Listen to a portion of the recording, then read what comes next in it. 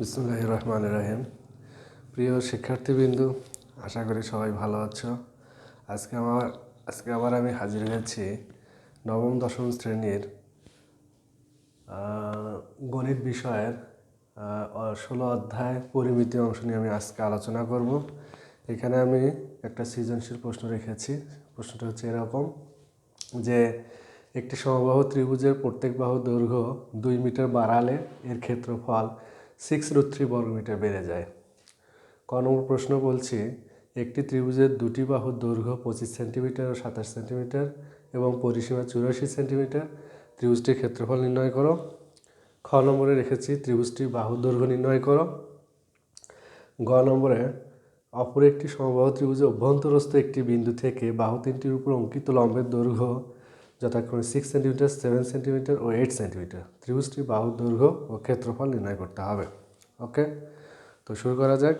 প্রথম প্রশ্ন হচ্ছে যে একটি ত্রিভুজের দুটি বাহুর দৈর্ঘ্য 25 সেন্টিমিটার ও 27 সেন্টিমিটার এবং পরিসীমা আছে 84 সেন্টিমিটার।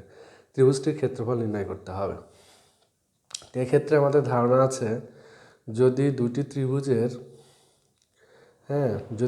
ত্রিভুজের দুই বাহু দেওয়া থাকে এবং পরিসীমা দেওয়া থাকে, সেক্ষেত্রে ত্রিভুজের ক্ষেত্রফলটা আমরা এইভাবে নির্ণয় করতে পারি। দেখো, দেওয়া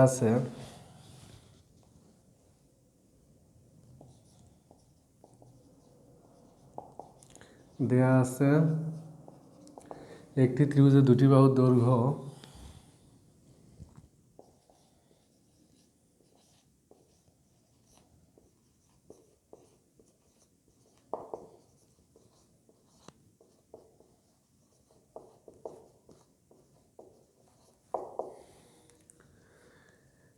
ত্রিভুজের দৈর্ঘ্য একটা এ ইকুয়াল আমরা লিখতে পারি 25 সেন্টিমিটার,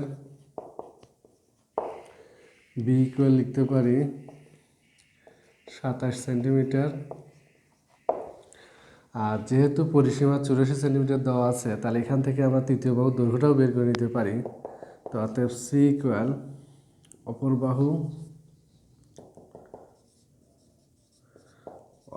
বাহু সি ইকুয়াল, তাহলে পরিসীমা থেকে 84 সেন্টিমিটার থেকে যদি আমরা এই 25 সেন্টিমিটার এবং 27 সেন্টিমিটার বাদ দেই, তাহলে আমরা অপর বাহুর দৈর্ঘ্যটা পেয়ে যাব। 5 7 12 2 হাতে 1 2 3 4 1 5 2 5 3 8 32 সেন্টিমিটার। তাহলে 25 27 এবং 32 এবং তিন বাহুটা এটা 3 রকম কাজে এই ত্রিভুজের ক্ষেত্রফলটা আমরা বিষমবাহু ত্রিভুজের ক্ষেত্রফলের সাহায্যে বের করতে পারি। তো অতএব ত্রিভুজের ক্ষেত্রফল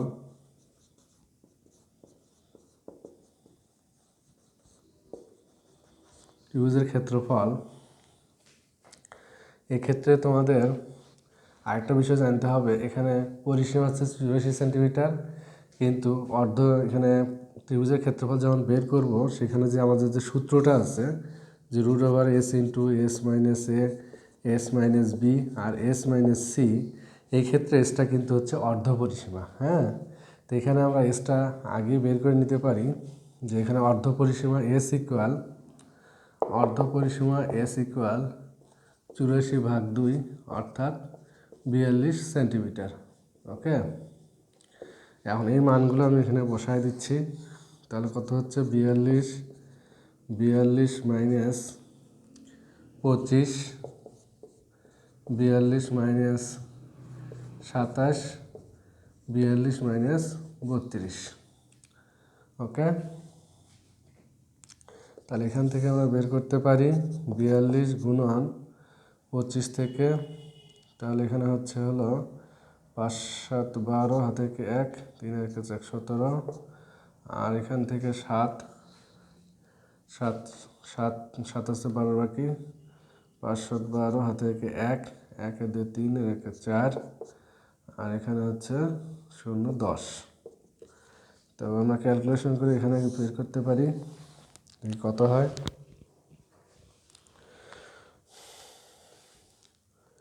42 গুণন 17 গুণন 15 গুণন 10, আমরা পেয়েছি 1071 শূন্য শূন্য। ওকে, তো বর্গমূল করলে আমরা পাচ্ছি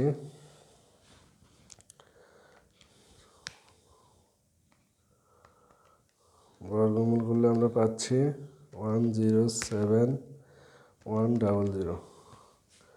তাতে আমরা পাচ্ছি 327.26, 327.26 বর্গ সেমি। তো আমাদের ত্রিভুজের ক্ষেত্রফলটা বের করতে বলছিল।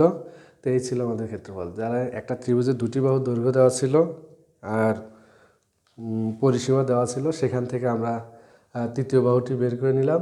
সেখানে আমরা এ বি সি তিনটে বাহু ধরলাম। আর এখানে দেওয়া ছিল পরিসীমা 84, সেখান থেকে এস হচ্ছে অর্ধ পরিসীমা, সেই এস অর্ধ পরিসীমার মান আমরা বের করলাম 42। সেখান থেকে ক্যালকুলেশন করে আমরা ত্রিভুজের ক্ষেত্রফল বের করলাম 327.26 বর্গ সেন্টিমিটার। এটা ছিল বিষমবাহু ত্রিভুজ। আর এটা বিষমবাহু ত্রিভুজের ক্ষেত্রফলের সূত্র হচ্ছে S into S minus A, S minus B, S minus C. Okay, এবার আমরা যাব খ নম্বর প্রশ্নে। খ নম্বর প্রশ্নে উদ্দীপকে বলা আছে একটি ত্রিভুজের সমবাহু ত্রিভুজের প্রত্যেক বাহুর দৈর্ঘ্য 2 মিটার বাড়ানো হলে, তার মানে শুরুতেই সমবাহু ত্রিভুজে একটা দৈর্ঘ্য দেওয়া ছিল, সেখান থেকে আমরা আসতে পারি। তো খ নম্বরে লিখতে পারি, ধরি সমবাহু ত্রিভুজের বাহুর দৈর্ঘ্য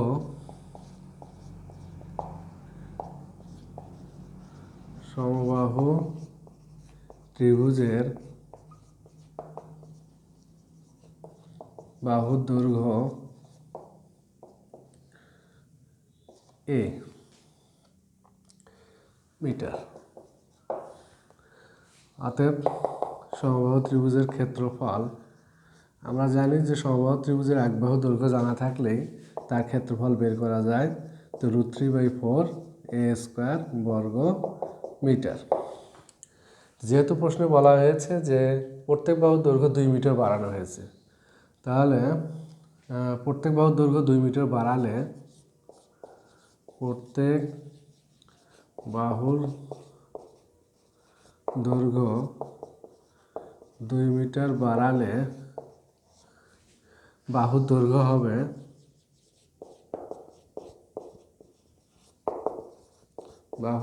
হবে a+2 মিটার এবং ক্ষেত্রফল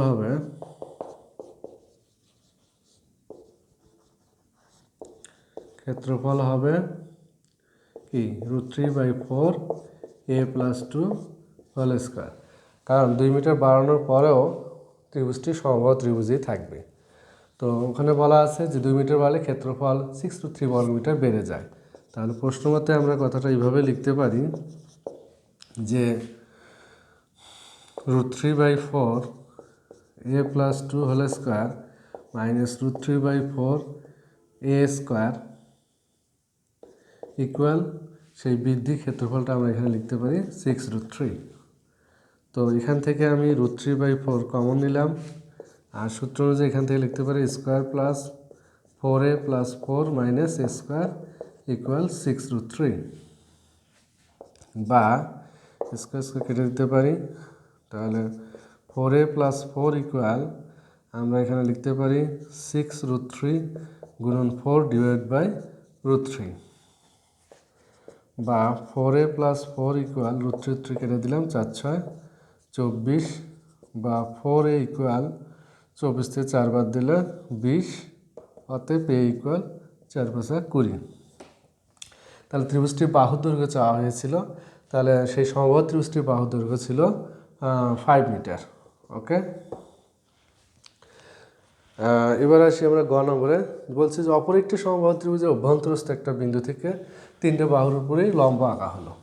তো তাহলে সেই ত্রিভুজটির বাহুর দৈর্ঘ্য এবং ক্ষেত্রফল কত ছিল? তা আমরা এই প্রশ্নটা একটু সলভ করব।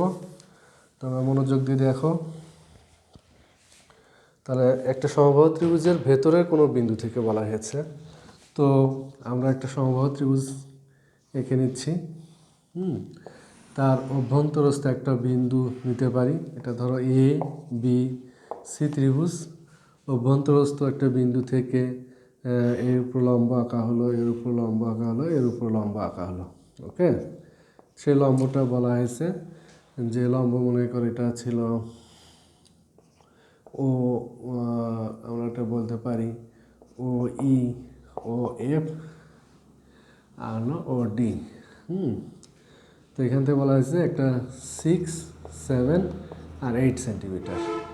তো এখান থেকে আমরা বাহুগুলো ও বি যোগ করলাম, ও এ যোগ করলাম এবং ও সি যোগ করে 3টা ত্রিভুজে বিভক্ত করে দিলাম।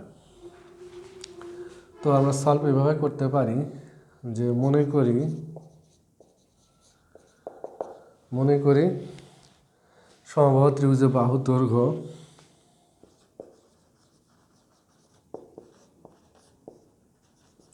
ত্রিভুজের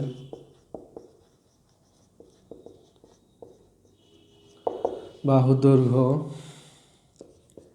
এ বি সমান বিসি সমান এসি সমান এ সেন্টিমিটার। যেহেতু সমবাহু ত্রিভুজ তাই প্রত্যেক বাহুর দৈর্ঘ্য তো সমান হবেই। তো এখান থেকে আমরা ও থেকে বাহুগুলো যোগ করে নিতে পারি বিন্দুগুলো। এখন ও থেকে এ কমা বি কমা সি যোগ করি, তাহলে এ বি সি ত্রিভুজটি 3টি ত্রিভুজে বিভক্ত হলো না? হ্যাঁ, তাহলে এখানে আমরা পাইলাম যে ত্রিভুজ ক্ষেত্র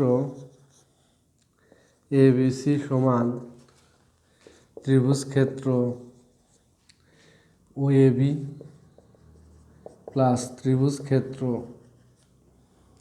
বিওসি প্লাস ত্রিভুজ ক্ষেত্র এওসি। তাহলে এই বড় যে এবিসি ত্রিভুজ সমবাহু ত্রিভুজটা আছে এটাকে আমরা এই 3টা ত্রিভুজের ক্ষেত্রফলের যোগফলের সমান লিখতে পারি। তো এখান থেকে ক্ষেত্রফলগুলো আমরা বের করে নিতে পারি, যেহেতু এগুলো লম্বের দৈর্ঘ্য দেওয়াই আছে। এখান থেকে আমরা ক্যালকুলেশন করে লিখতে পারি এবিসি ত্রিভুজের ক্ষেত্রফল যেহেতু সমবাহু ত্রিভুজ, তাহলে √3/4 এটা স্কোয়ার বলতে পারি।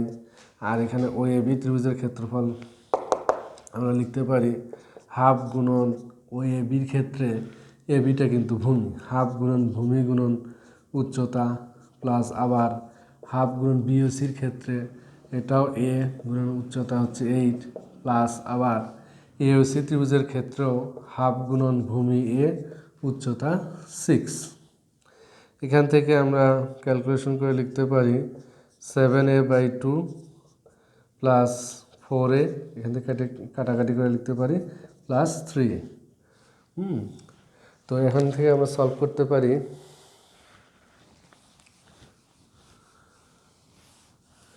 এভাবে লিখতে পারি যে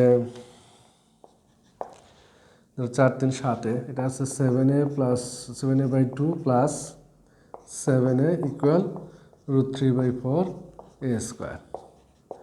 এখান থেকে আমরা লসাগু করতে পারি 2 7a plus 14a √3/4 a square বা 21a/2 √3/4 a স্কোয়ার।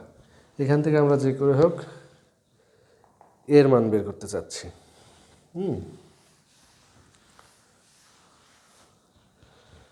তো দুই পাশে যদি আমরা এ দ্বারা ভাগ করি তাহলে এখানে পাচ্ছি আমি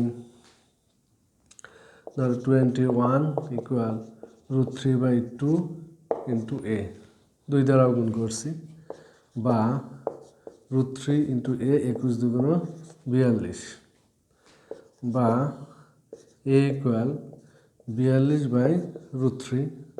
এটাকে আরও সহজভাবে ক্যালকুলেশন করতে পারি, √3 দ্বারা উপরে নিচে গুণ করলে এটা হচ্ছে 3, অতএব এ সমান 3 14 42, 3 4 12 হ্যাঁ 3 14√3। তাহলে সেই ত্রিভুজটির বাহুর দৈর্ঘ্য হচ্ছে 14√3 সেন্টিমিটার। ওকে, এখন এখান থেকে ক্ষেত্রফল যদি বের করতে চাই তাহলে এই যে √3/4 a স্কোয়ার আছে এইখানে এর মান বসায় দিলে আমরা ক্ষেত্রফল পাবো। তো ক্ষেত্রফল দেখি কত হয়।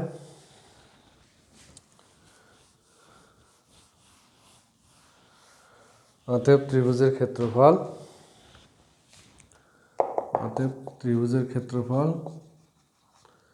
√3/4 এই যে এর জায়গায় আমি বসাবো 14√3 a স্কোয়ার, √3/4।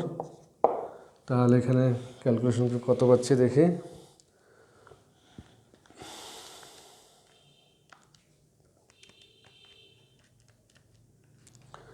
তাহলে ব্র্যাকেট 14√3 ব্র্যাকেট ক্লোজ স্কোয়ার সমান পাচ্ছি 588।